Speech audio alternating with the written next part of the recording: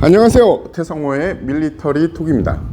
혹시 여러분들 경찰이 범인을 차량으로 추적을 할 때 어떤 방식으로 범인들을 체포를 할 수 있는지 아십니까?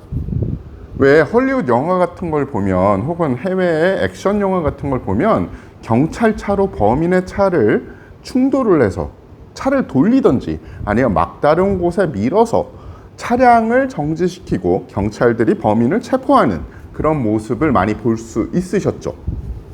그러면 대한민국 경찰이 지금 그것이 가능하느냐? 여기에 대해서 오늘 말씀을 드리려고 합니다. 일단은 간단히 말씀드리면 안 돼요. 지금 현행 법으로 경찰이 그 행위를 했을 때 보호를 받을 수 있는 그런 것은 없습니다. 문제죠. 왜냐?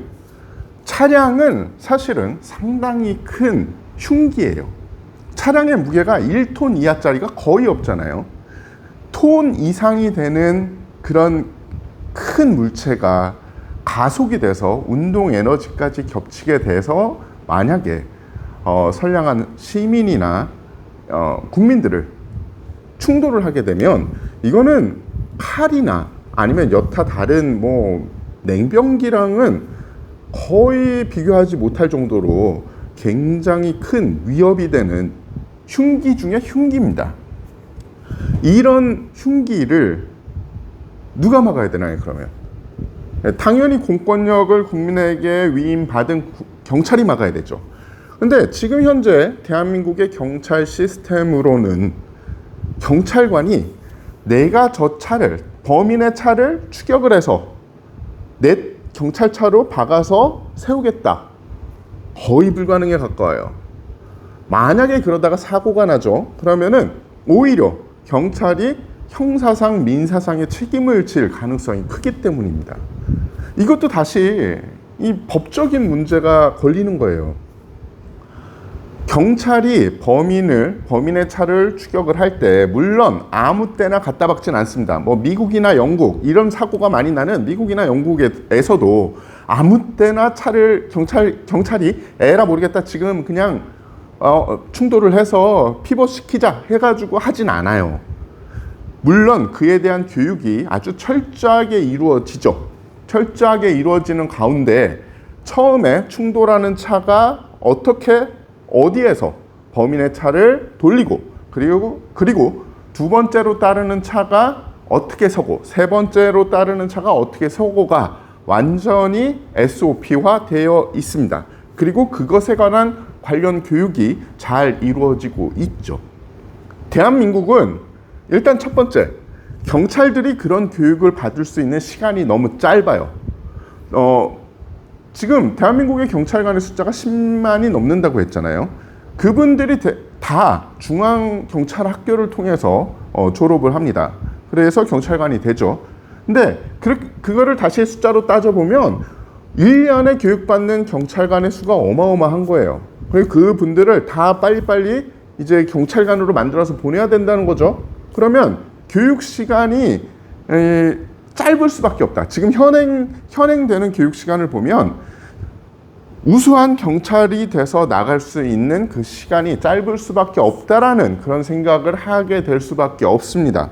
그러면 실무에 가서 그런 기술을 배울 수 있는 기회가 있냐? 아니에요.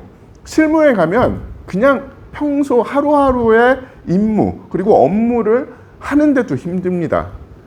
그래서 처음부터 그런 교육을 잘 받고 SOP가 잘 돼 있어야 되고 훈련이 잘 돼 있어야 되고 법적으로 범죄자의 차를 경찰관이 안전하고 그리고 또 하나 우리가 생각해야 될 게 있어요. 안전한 곳에서 범죄자의 차를 충돌해서 돌려야 되지만 하나는 이 범죄자의 차가 아주 안전하지 않더라도 이 범죄자의 차가 다른 많은 희생을 야기할 수 있다. 그러면 조금 불안전해도 그때 범인의 차를 정지를 시켜야 됩니다. 만약에 하지 못한다면 경찰차를 이용해서 충돌을 해가지고 정지를 시키더라도 그땐 정지시켜야 되죠. 지금 법 자체가 저는 너무 좀 웃긴 것 같아요. 범죄자의 인권을 너무 보호해요. 아니, 우리가 같이 사는 사회잖아요. 범죄자도 인권이 있는 거 맞아요. 그리고 그들도 보호받아야 되는 존재는 맞습니다. 하지만 경중이라는 게 있잖아요. 그리고 누가 더 보호를 받아야 되느냐. 저는 자신들의 세금을 또박또박 내고 오늘도 정직하게 일해서 하루 벌어가지고 가족들과 즐겁게 즐기는 그런 소시민들, 그리고 죄 없는 시민들이 더 많이 보호를 받아야 된다고 생각을 해요. 범죄자들은 죄송하지만 그분들은 지금 죄를 졌잖아요. 죄를 지었으면 인권을 받기 전에 벌을 받아야죠. 그래서 자, 다시 말씀드리지만 앞으로 지금 묻지마 범죄 성행하고 있잖아요. 해외에서도 그래요. 처음에는 자기가 손으로 집을 수 있는 것으로 범죄를 시작합니다. 그러면 칼이나 흉기겠죠. 얼마 전에 우리 신림에서 너클 사건도 나왔어요. 손으로 질 수 있잖아요. 게다가 국내에서는 그런 거를 쉽게 구매를 해요. 온라인으로. 범죄자들이 쉽게 사서 그걸로 범죄를 저질러서 범죄를 쉽게 저지르는데 우리가 그들의 인권을 보장한다? 조금 웃기죠. 근데 어찌됐든 범죄자들이 그렇게 손으로 쉽게 잡을 수 있는 그런 흉기들로 범죄를 저지르는데 이제 나중에는 이게 언론에 계속 나오면서 어떤 생각을 하게 되느냐. 아, 이거 말고 좀 더 관심을 끌고 싶다. 왜냐? 뭐 칼로 이용한 범죄, 너클 이용한 범죄, 이런 범죄들은 벌써 다 언론화된 거예요. 그러니까 사람들이 처음에는 무서워하고 처음에는 막 떠들어대다가 이제는 익숙해져요. 그러면서 그렇지, 그럴 수 있지, 이런 생각을 하게 됩니다.